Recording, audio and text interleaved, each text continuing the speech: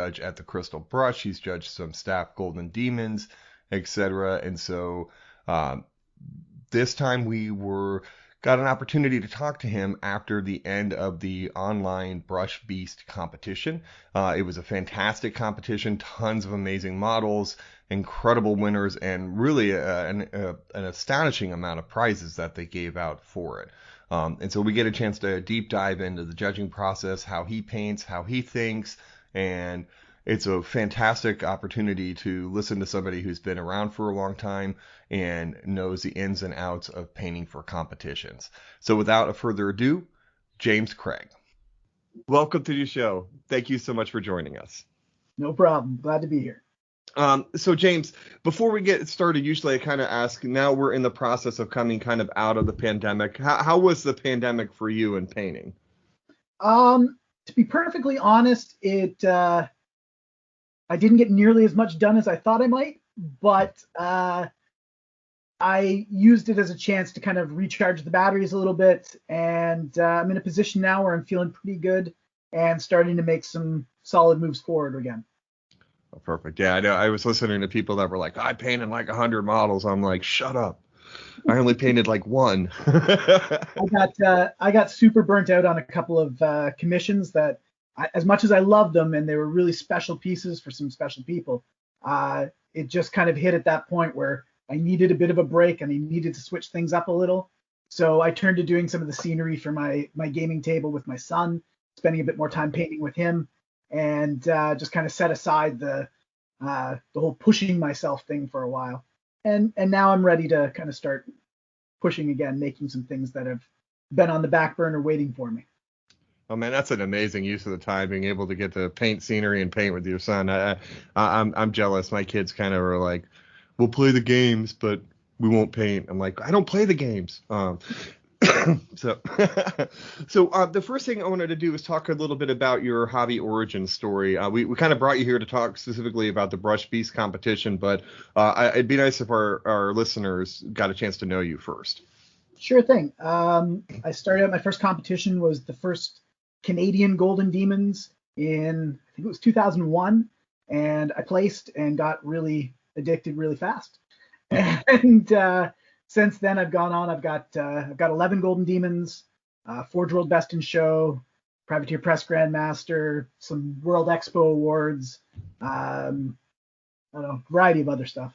I've been pretty lucky and have had some incredible experiences and a lot of great help from some great people along the way, for sure. Yeah, that's the beauty of this hobby, right? Really, anybody can ask questions, and even the most amazing artists in the world stop and answer them. Absolutely. You know. Absolutely. So, when did you decide, prior to you competing at the Demon, your first games day? When did you kind of make the decision that I wanted to be? I would presume that you started as kind of a gamer first, and then went into painting.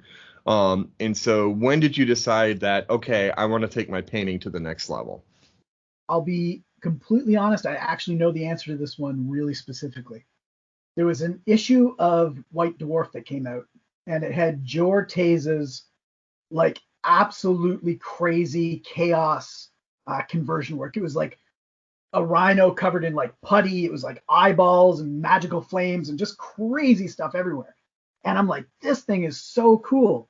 And I looked at the little box and I read about Joe and that he was an art teacher in, I think it was Chicago, and I'm reading that, and at that moment I am in school learning to be an art teacher, and it was one of those very, very strange moments where I was like, I paint and I enjoy making my stuff look cool, but I've never thought about actually using my traditional artistic skills and combining it with my hobby. I always just kind of like approached it like the Games Workshop approach to painting. Mm-hmm. We layer, we highlight, we learn to blend, we do a couple of things, but I never really thought about really putting those things together in a bigger way. And here was a guy literally doing the same job that I'm moving towards, literally the same kind of educational background. And I was like, damn. And I think that same issue was the one that announced the first Golden Demons for Canada. So I was like, you know what? Now I've got a time frame, I've got a goal, I've got an idea. let's give her. Let's see what happens. Well, that's amazing. Did you find that there were any challenges translating your artistic background into the context of miniatures?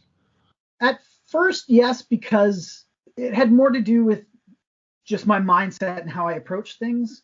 And then the more I learned to be, I became a little more intuitive with what I was doing, and I just started trying things.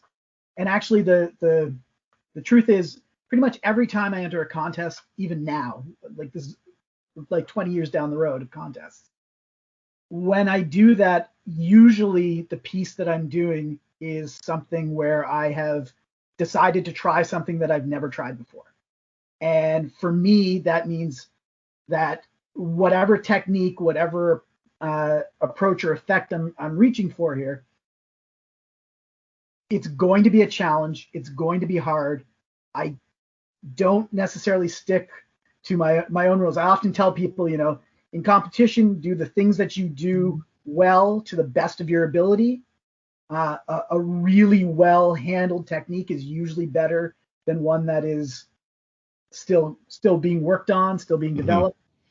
I break that rule virtually every time, and so it forces me to either do it or fail. And I haven't fallen flat on my face yet, so I guess I'm doing okay. Well, and I think also timing is critical, right? Probably earlier in your painting career, you were probably not taking as many risks per se, right? You probably, I don't want to say you were playing it safe, but you probably weren't, okay, I'm going to do all this non-metallic metal stuff with a Sky Earth in my first competition piece. You know what I mean? Like, it's not, it was something that, I don't know. You're speaking to new artists from a perspective of experience. I can tell you my first Golden Demons, I included sculpting and major conversion work. My second Golden Demon year, somebody said, "Oh, that's really great, but you can't do non-metallic metals." So I did non-metallic metals the next year. I mean, this is back. You look at them now; they don't look like non-metallic metals do anymore. But at the time, I put that on the table, and people were like, "Damn!" And that was the whole thing. Is like, if you can't do it, or if you tell me I can't do it, I'm gonna find a way to do it. And yeah, so every year it's show up with something that pushes me. And that's what keeps it interesting for me. The hardest part for me in a project is finishing the project, because I get 2/3 of the way through, and once I know I've got something nailed, then actually finishing it is the hard part, because now I've conquered the part that was most challenging to me. Right. I've heard people say there's no such thing as a finished project, only ones we've abandoned. Done for now. Yeah. Right. Done for now. No, what is it? Perfection is the enemy of finished, or something like that. Yeah, absolutely. So now, what got you in to judging? Like, how did you get wrangled into that? So, a couple things along the way. Back when I was doing a lot of stuff with Golden Demons, we used to have this thing at the North American Games Days called the Golden Demon Lounge. It was something that I actually set up with Games Workshop so that artists could meet with the community, people could answer questions, but it was set up in a way that artists wouldn't get mobbed, and there would be a set time, and it made things really fun for everyone, and worked well. So that was something that I set up for Games Workshop, and that worked well in Canada and got adapted. I ran it a couple times in Chicago, and it got adapted to a couple of the other Games Days where some of the other people kind of took up the reins and did it for us. And when I was doing a lot of that, there was also staff Golden Demon Awards, and sometimes they needed an extra set of eyes and an extra voice. So it was something I got asked for my input on a couple of times, and so that was kind of my first step into judging, was being asked my opinion on staff Golden Demon Awards. After that, it was kind of one of those things where I had won a number of awards, so and I was doing a lot of promotion support work through different programs, and so people asked me if I would judge small competitions. I got asked to do a couple of bigger things. Like the Sword and Brush in Toronto is a really great show with some really high quality work in it, and I judged that several times now. And then one of my best friends in the hobby and one of my personal mentors, Jennifer Haley, gave me a call up, and she said that they were looking for another judge for the Crystal Brush, and because she knew that I spoke well with people and was able to articulate because I have an actual art and teaching background, she felt that I would be a really good fit, and so I got to judge Crystal Brush for a couple of years with some incredible people, Angel Heraldez and Jose and from Big Child, and just some really wonderful people, Francesco Barabi, and we worked together well, and it went really, really well. It was an incredible experience. And then somebody that I had met at a couple of events along the way, John McAvoy, who's Mini Masterworks. Right. He reached out. He had been talking with Dave Taylor, another friend for many years, good guy. And another hobby icon. Yeah, Dave's a monster. And David suggested that John contact me, and John and I had conversations at various events, and he was like, yeah, that would probably work out well. And we started talking, and it became a thing. And so that's how I got to be the head judge for Brush Beast. Yeah, I'm gonna get into that in a minute, but I just, this is always what fascinates me, because so I know, looking at past, Crystal Brush is one of those crazy, like probably, I guess maybe our level in the U.S. of what Monsansevino is in Europe, so kind of the highest of the high. So looking back at pieces that have won, like for example, you see Kirill Kananov's Roger Craig Space Marine Captain, yeah. And then second place that year was Ben Komitz's piece, and you're like, how the hell do you make a decision between two pieces that to almost anybody are virtually flawless, impactful, and I mean, God, they're pieces. Both of those pieces you could just study for days, Mm-hmm. So Crystal Brush was its own kind of unique monster in that it had a public voting component as well. Mm-hmm. So that particular year, I was not one of the judges, but we can use it as a really great example. It's entirely possible that when the judges were done discussing those, they could have been separated by, 0.01%. Mm-hmm. Like they could have been virtually identical in score going into the online voting. That I don't know that was actually the thing, but they could have been very, very close, and then the people decided in the end. So that's kind of a unique situation in the Crystal Brush, right? But if I had to decide between them, it becomes quite a discussion. Like when we chose Michael Pisarski's Horsemen of the Apocalypse piece. Oh, God, what an amazing piece! There was a lot of talk. There was a lot of amazing top-notch work, and there were things that we absolutely loved about it, and things that we didn't love as much about it. And a lot of the times, the model in hand is a very different animal than the model on the screen, as I'm sure right. you're aware of. And it's not to say that Michael's work was less than bafflingly incredible. but there are things that when we look at it and we have to be like really, really objective on certain aspects, that's there. And there is also a subjective component. And I think here's the story that I tell, and I told this to the judges in Brush Beast, and it's very much the basis of my approach to judging. My very first Golden Demon Award,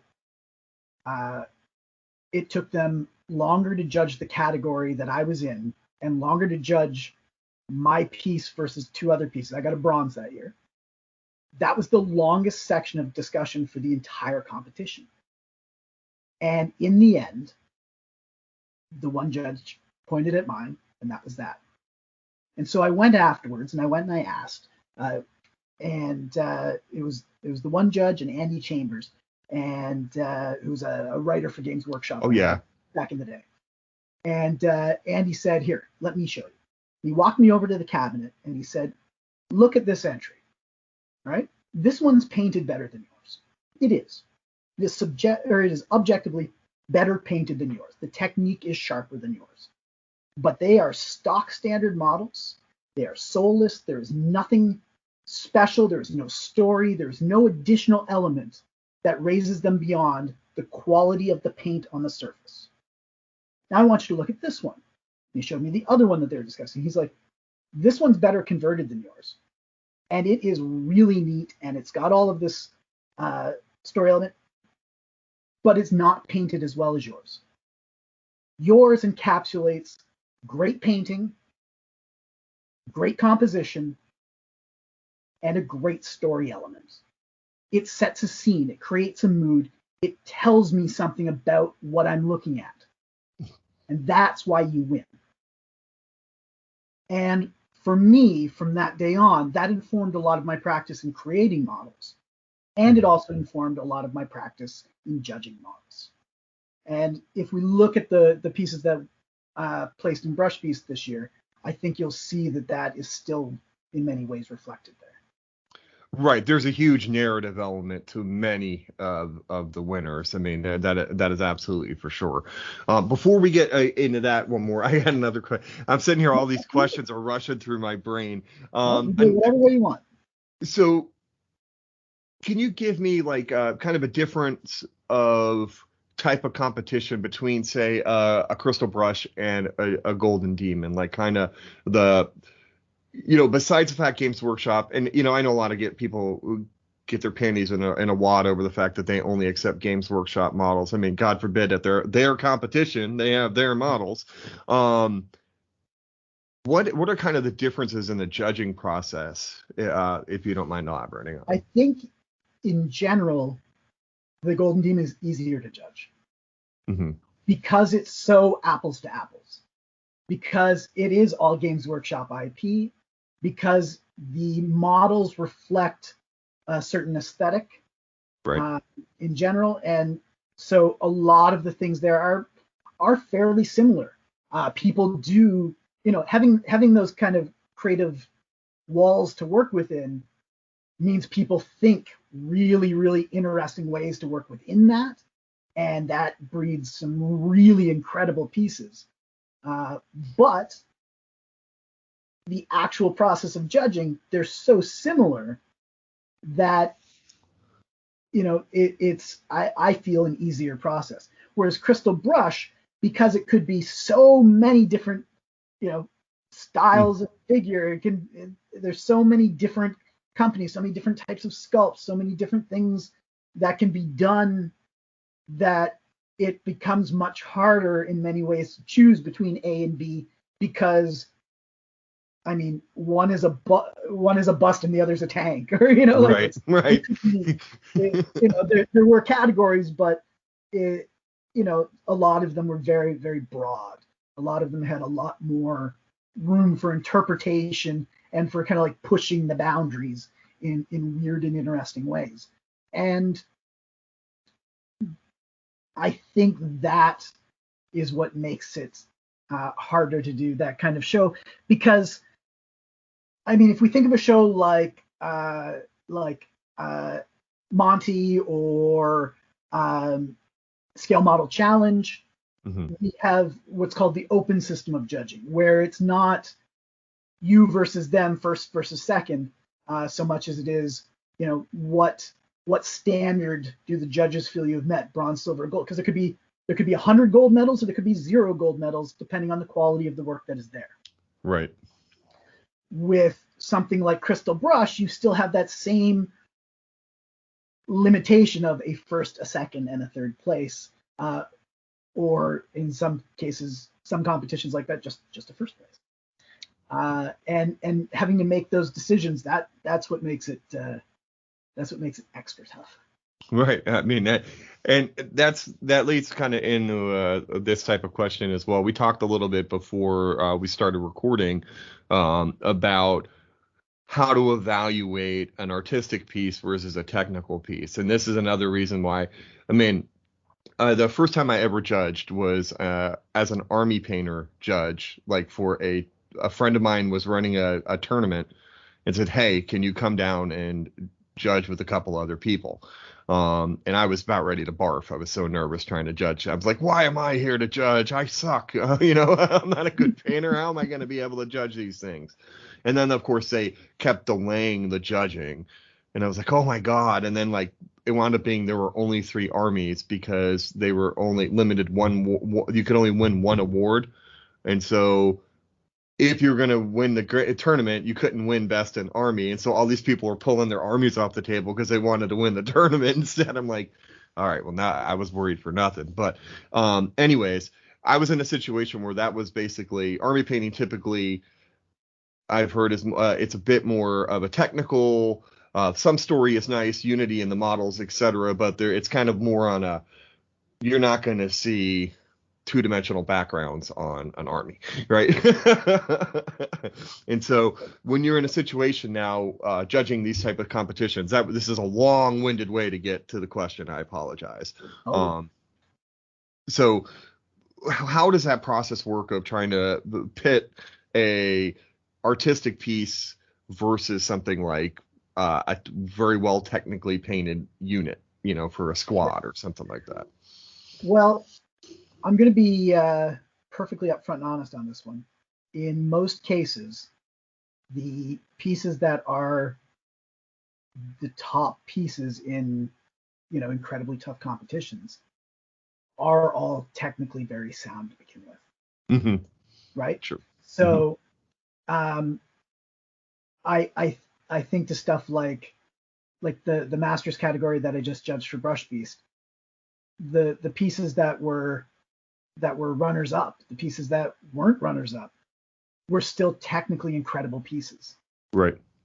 So the technique aspect carries you so far. You're going to find as we talk, I tend to tell stories about things as my way of understanding them. Love to hear it. In Crystal Brush, we were making kind of our round of first cuts. And it was the year where Michael Pisarski again had the big Nagash on the throne piece. Right. And I think it was Sergio that won. The Space Wolf, yeah. Duh. So that year, we were going through each cabinet and we were making kind of our first cut. We were looking at everything and we were taking kind of a second pass. And I noticed that the other 2 judges didn't look as carefully at one of the pieces that I looked at. They were distracted by the piece that was next to it. And I'm like, you guys have to really look at this piece too. And and again, that's part of why we've got 3 judges. We're all looking, we're all seeing different things, but occasionally, something is like big and overshadowing. There's this little one ultramarine space marine, just one little guy standing in the cabinet. And if you looked at him up close, it looked like he was looking back at you. He was maybe the most perfect ultramarine I've ever seen. Wow. It was just this ridiculously clean, lifelike face. It looked like a miniaturized person. And it wasn't flashy, and it wasn't dramatic, and it wasn't particularly exciting, but it was beautiful. Turns out it was Michael Pisarski's piece as well. That's what made me think of it. He had Space Marine, just studio ski, absolute perfection, but just this one little Space Marine. And it was a piece that it was technically superior to many of the other pieces in the competition. But it was a static little Space Marine on a green base. There was nothing there that pushed it to be, well, like there was no additional composition. There was nothing that created a lot of visual movement. Unless you narrowed in, like looking at that face, it was too easy to pass by for it to be the winner of the competition, no matter how clean, simple, beautiful the piece was. We all loved it. Right. But, I think to things like that Space Wolf, I mean, yes, it's like this big, but the drama in the pose, the atmosphere of the piece, the atmosphere of the lighting in the piece, all of these things contribute to making it more artistic, right? And not just technical. Right. That's Ultramarine was one of the most technical models I've ever seen, but it was not an artistic model. It was not creative. The artist didn't bring anything additional to the presentation of the model, didn't bring anything else that made that model stand out as being something special, didn't do anything that made that model stand out as being particularly noticeable amongst its peers. Neither the lighting was particularly special. It didn't have a particularly directional lighting, just had a real simple lighting scheme. There was no particular warmth or temperature variation to the lighting. There was nothing that really pushed it any further other than being almost a joke of how technical can I be on this one little piece, and will you recognize that? Right. We recognized it. It was pretty awesome. But that's really kind of part of the difference, though, isn't it? In that it's not just a technique that we need to see. We need to see life. We need to see creativity. We need to see something extra that pushes it further. And I mean, that's the difference between being an incredible painter, as so many of the people in these competitions are, and winning the competition. Kind of that next level thing. And I know I've seen, even in one of the busts that I saw that looked like it was going to start talking to me in the brush piece actually didn't place, and I was like, damn. I mean, the thing literally looks like it's going to start talking to me. It's so much good stuff. Yeah. And at the end of the day, we gave away about 30 prizes. And then draw prizes too. We gave away like more than a dozen of those. So Right. it was a big competition,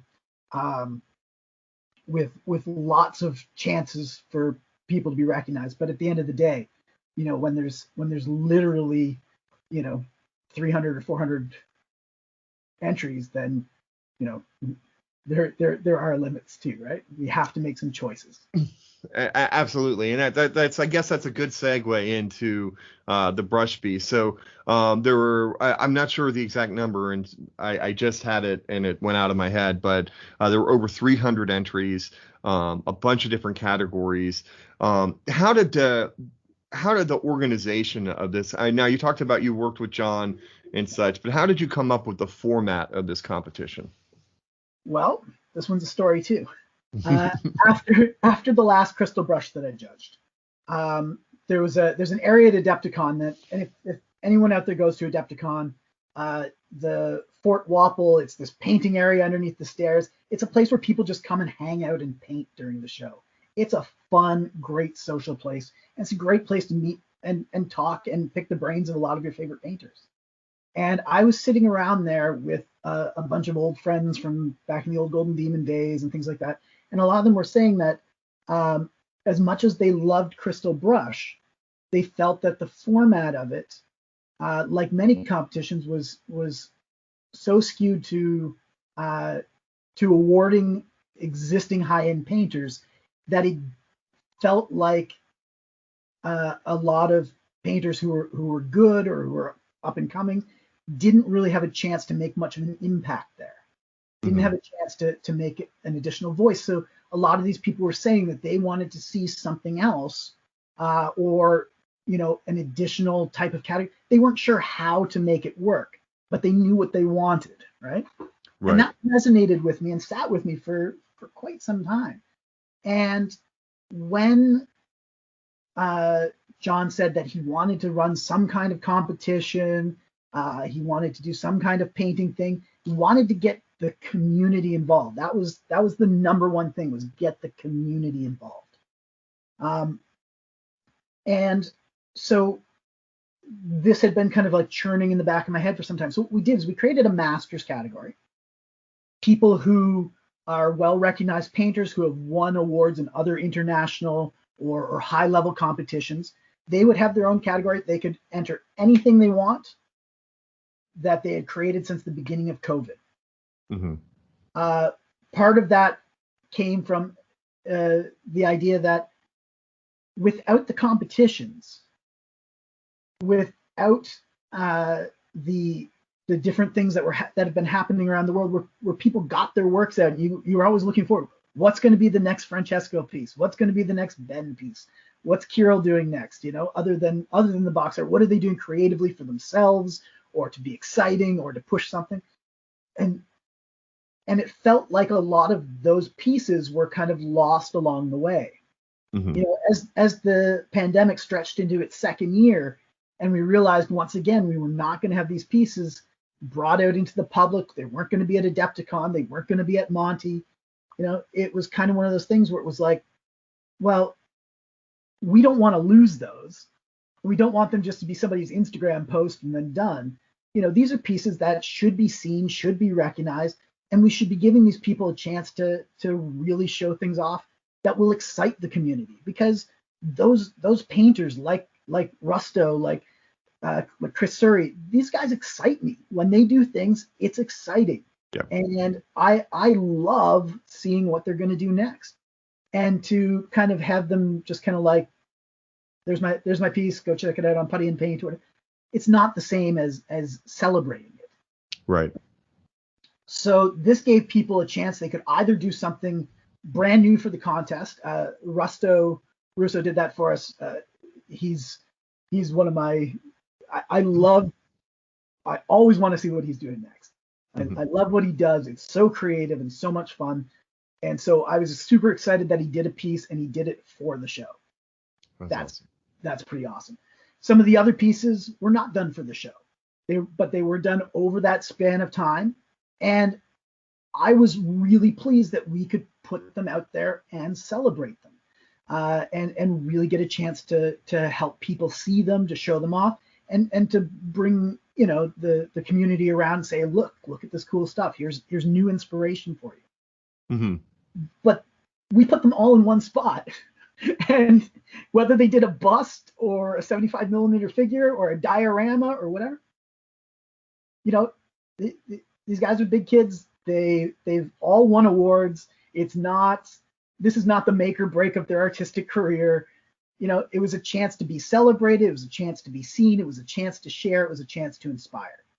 And we put together some pretty, in my mind, some pretty incredible prizes with our amazing sponsors. And we made it worth their while to show up, because let's be honest, having them there also brings more eyes to what we are doing and helps to, you know, generate the support for everyone else. Right. So we put together some amazing prizes for the Masters. We gave them 3 prizes instead of 1, and put it out there and said, okay, who wants to play? Well, not only that, I mean, that's I you know, that I was talking with my co-host, and we were arguing like who really won. Was it Ben Kometz, because he's now got the title of Beastmaster and that chair? I mean, my God, that artist chair. Or, you know, he actually donated that to another artist. He did. Yeah, John is one of the guys that was part of the show. He did a squad of Nurgle Marines. He does beautiful weathering work. He's a really neat guy. He's got all kinds of back problems, and he had made a joke about wanting to win the chair. And Ben, in the end, said, you know what? He should have the chair, because then as a community, we all benefit from the chair, because John can now paint more, and he can do more great stuff to share with us all. Send the chair to John. Is that John Marigata or? Yeah. Yep. Okay. Well, he's an awesome painter too. He is. I mean, but I mean, Ben didn't have to do that. No. But he saw that, you know, this is a guy that you know, had a specific need, and we all win when stuff like this happens. Now we sent the rest of Ben's prize pack to Ben, but there was a lot of awesome stuff in there. But the chair, he was like, you know what? Let John have it. It'll be better for the community, and that's a great thing. That's crazy. Yeah, that's the type of thing that keeps me in this. That's that kind of community, the connection between people, the kindness that I have found being part of all this. That's what keeps me coming back, more than anything else. That is crazy. That is an amazing story. Actually, that's one of those ones that kind of takes you back. I kind of have to regroup mentally a minute, because that's such a, it was such a huge, thing. I mean, he does get to keep the title of Beastmaster. I mean, absolutely. That's one's going to stick with him for a while, and I'm sure that's not a problem, So let's talk a little bit about the Brushmaster Award. Not the Brushmaster, excuse Brush Beast, the Best in Show award. And so I kind of have a funny little way to kind of ask this, because for those of you who don't know, check out the Brush Beast Vault. I'll put links in the show notes, of course, for you to check out. But the winner did a bust that was also connected to artwork that was, it was a Native American bust with wolves running.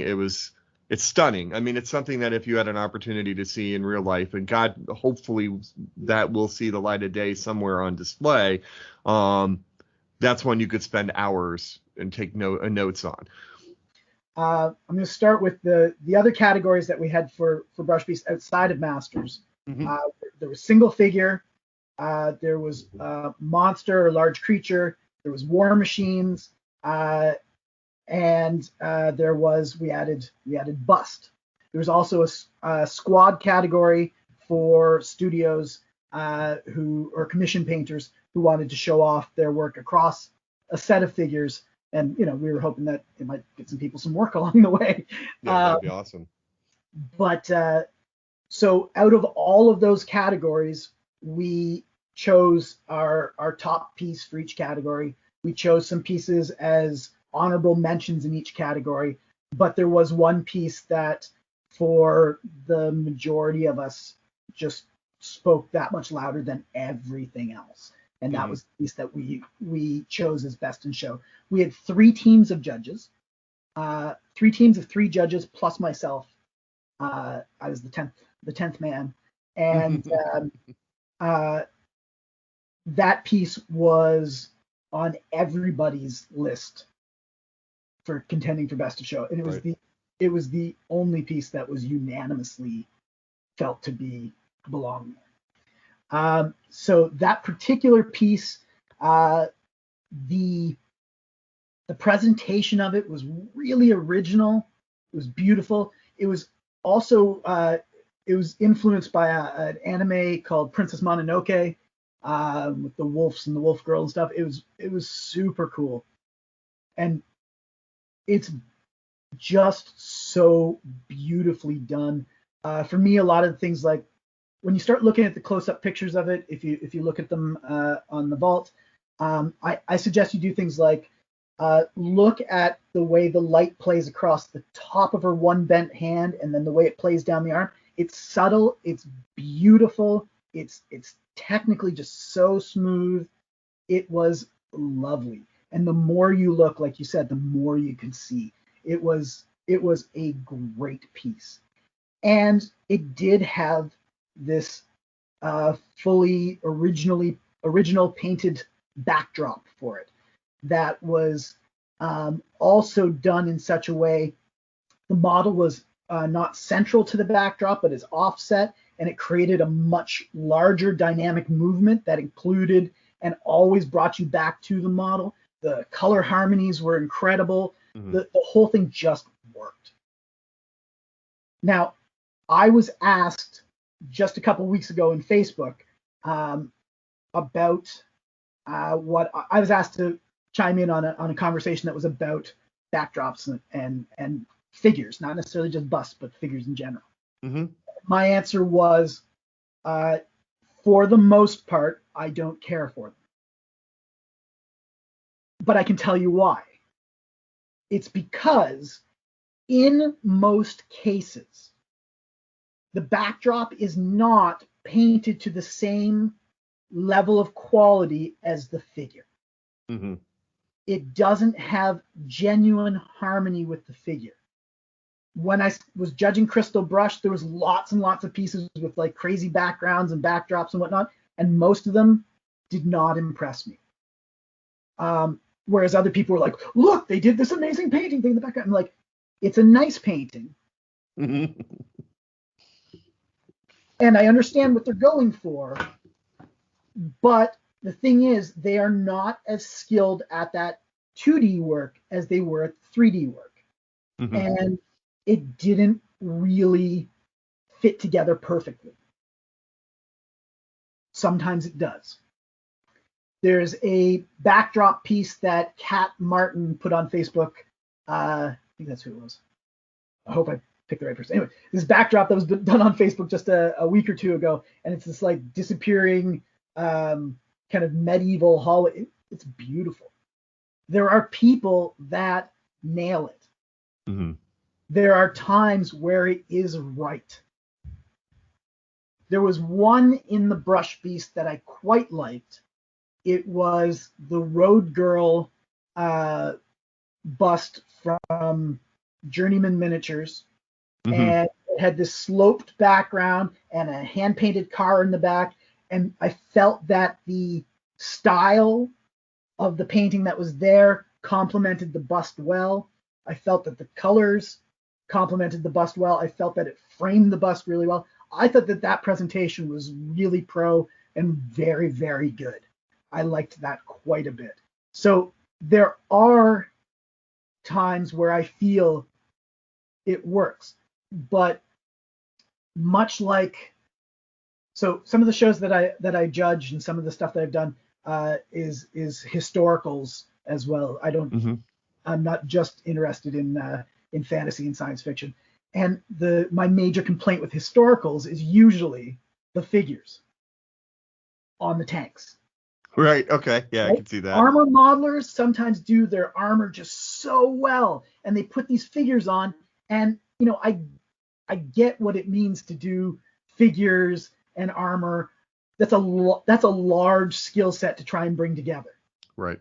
And when it comes together right, it's magical. It's amazing. But a lot of the times, even when I'm going through military magazines, I'm looking at them, I'm like, it's not the same quality as what I see in the tank. And for me, that breaks it right away. That's it. If your pieces don't match each other, then you're not, like, if I can see a difference in the quality between your work, then the figures are not your best work. Or the backdrop is not your best work. And if it's not as good as the rest of it, then I've already found terminal flaws in your work. Mm-hmm. You know, it's has in some way distracted me from the overall presentation of your work. It no longer feels as technically sound as maybe one part of your work does. And if it's not all there, then you should have edited it out before competition. So what I'm hearing, it's better to suck at both than be good at one and highlight the differences, right? No. Maybe. It's better to push yourself to continue to develop the things that you're interested in, but understand that in the process of pushing yourself, it's not going to work every time. And if you are finding something or somebody's finding something that isn't working, that's the thing you should be asking about. How do I push that further now? Right? Mm-hmm. Bring that up to where your other stuff's going, and you'll keep growing. Right. And I think that, I was kind of just playing along with our original motto, we suck at painting, so y'all don't have to.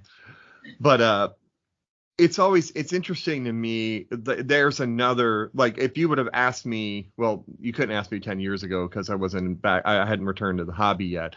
But even 5 years ago, the amount of 2D and other artistic influences that have just kind of exploded. And maybe that's a bonus of COVID, that people have had more time to experiment and things along those lines. And really, I think the Brush Beast a lot of people brought their A game. you know, to that competition, you know. And and just like we were talking before about narratives and stuff, and Ben Comet's piece, I mean, that's one that has a bunch of figures on it. Somebody that melted the style of the figure to the style of the armor, and then you got these, I don't what dwarves or what are halflings. There we go. See my game. Yeah. Had the halfling on the back playing guitar and just like the whole. I mean, I was like, is this halflings in Vietnam or something? Like. And I don't think Ben's piece. I mean, Ben's piece is amazing, but it wasn't the most technical piece in the show.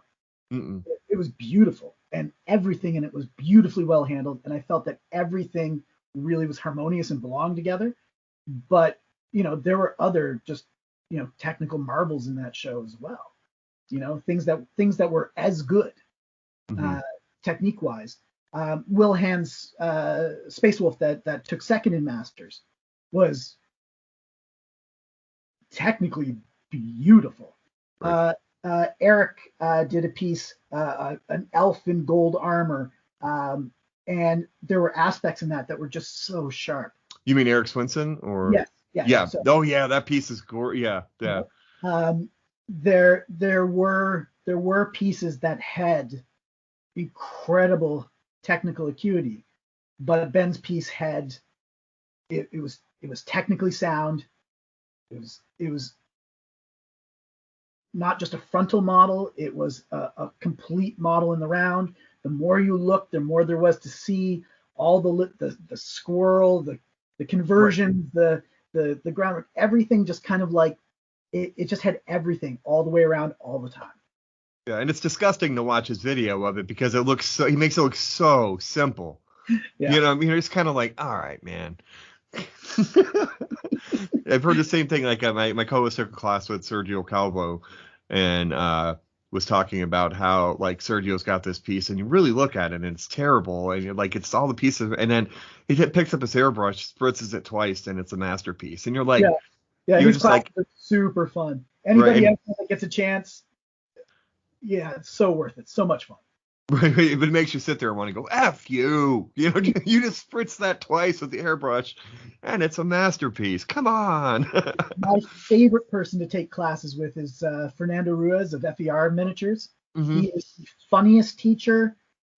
He has such an incredible laid-back approach, but you can always see, stuff spinning. He's deceptively sharp. Right. Yeah, it's really interesting too to find out like the different style of teaching. Like I was super fortunate when I got back into painting, or when I decided I wanted to game when I came back, and then I was kind of like I don't really have time, and then I fell in love with painting. That I took a 3-day beginner class with Roman LaPlante. Thank God I did, because then I followed that up with a 2-day Banshee bust class, and my head nearly exploded after that week of classes. But it was just such an interesting dichotomy.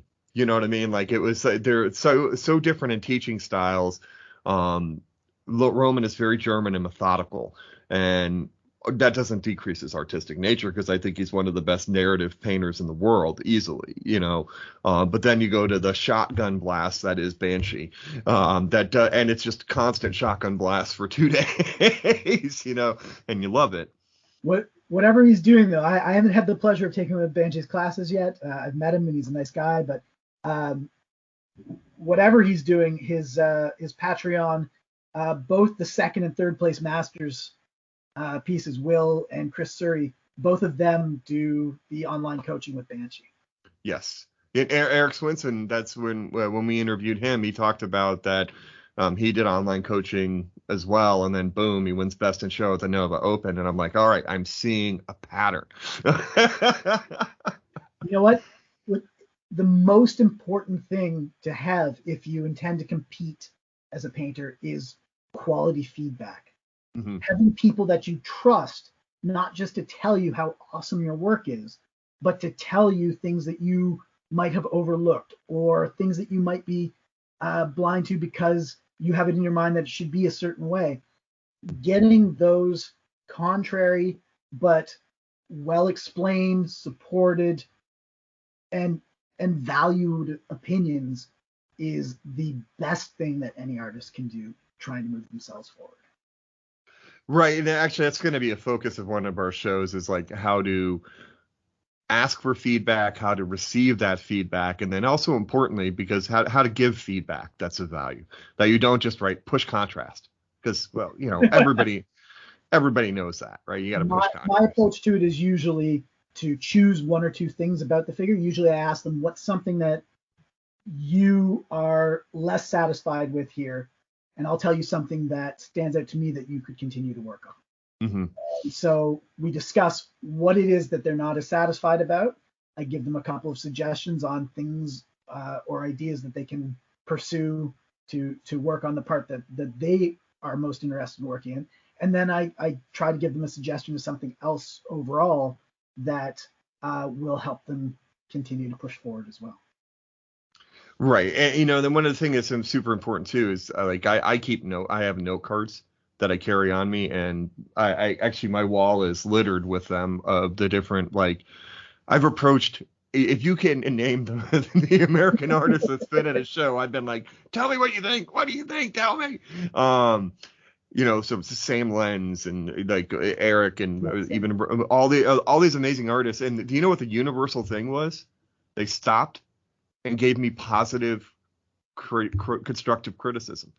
Yeah. Sometimes, I'm friends with Vince Venturella. His criticism on my stuff is a little bit harsher because we have a relationship, and that's okay. You know what I mean? Like, I want him to push me. And it's interesting trying to learn how to, and that's also, he's got a very dry personality. Like, you know what I'm saying? Like that, I love him. So don't take that any negative way. I think he's an amazing teacher and artist, but, you got to learn how to take feedback and use it and such. And it's just such a, God bless the community. I mean, I'm still actually, I'm going to be honest. My mind is still on Ben giving that guy the chair. You know what I mean? That's how much kind of an impact that psychologically had on me. We've moved on from that, but my brain is still thinking about it. So the big thing that I think that's kind of, I think this is going to change. This is the question that I wanted to get to the heart of. And I think miniature painting, due to COVID, has changed kind of forever to a degree. And the group I'm a part of, National Capital Model Soldier Society, small group localized in the national capital area, ran a show and got hundreds of entries from around the world too, which is it's mind-boggling that this little tiny group of 25, 30 people, isolated in Washington, D.C. area, were able to kind of muster that. And now seeing what happened with the Brush Beast, I mean, I feel like now we've kind of entered a new, before COVID online competitions, let's be honest, were who took the best picture. Yeah. Right. And that was really, it wasn't even who was necessarily the best artist. It was who could take the best picture. And that seems like that world is kind of changing as well too. That even judges can see through kind of some crappy photography now, But even more so, I think people are also generally better at photography. And I think that the technology that is in our phones allows us to take, I think back to the digital photos we took when I had my little camera, or even my big camera. I can take shots as good on my phone now as I can take on my DSLR. That's crazy. So, when we get to that point, I mean, there were pieces in the competition that may have done better if they had better photos. Perfectly honest, but this guy. But I think overall the quality of the photos was pretty good, and we generally know what we're looking at. It's not like it's some kind of strange alien thing we've never seen before. We see models, we know the techniques, we see the work, and so I think that's something that is less of an issue now, and because of that and because of the situation, I mean, people want to be seen. People want their work seen. Back when I used to do a lot of competing myself, one of the biggest things for me was to be in White Dwarf magazine. For years and years, Games Workshop was the thing. I was doing Golden Demons, And I was in White Dwarf with like army features and articles and a bunch of other things. And that was the best part, the trophies and whatnot, but just getting my stuff seen and having people talk with me about it. And now with the internet, yeah, you can have your stuff seen all over the place, but there's so much noise, there's so much stuff that it's hard to find a way to focus people's attention to not just scroll past you. Right. That's why, again, with Brush Beast, we really, really wanted to emphasize that the opportunities were there for everyone. I mean, my 13-year-old son put a piece in the show. That's fantastic. He was the youngest painter in the show, and his piece looked great. It's a kite man from the Batman miniatures game. This guy with a green kite on his back. My 13-year-old kid painted that, and his piece was shown next to everybody else's. People got to see it. He showed his class online when he was doing his online schooling. That's awesome. And he was proud of it, and he was pleased to be seen. And even and a big part of it was too that even if you didn't think you were going to win the show, right? Mm-hmm. Each of the non masters categories had one prize, just one. We picked one as the best of category, and that one got a prize. Right. And there was some scale model challenge medals given to a couple of the pieces in the standard categories as well. But everybody that entered, we had like a gazillion draw prizes. There was a chance for everyone to walk away with something if that was a motivator for you. If that's not a motivator for you, everybody gets seen. Everybody gets featured. Everybody gets shown. Mm-hmm. And then when we started rolling out our actual winners, instead of just putting it up as one giant wall of winners, here's all the people that won, see you next time, we rolled them out. May have rolled them out slightly slower than we should have, but we rolled them out so it was like 2 a day. You kept the drama. You kept the suspense. That was the good thing. It was part about keeping the suspense, but it was really part about, here are a couple of models that won. Give everyone a chance to really look at these. Think about these ones before I throw another one in your face. Mm-hmm. So that it wasn't just, and the winner is this, and the winner is this, and the winner is, and you're like, oh, okay, those all won. Right. No, now here's this one. And this afternoon, I'll show you another one.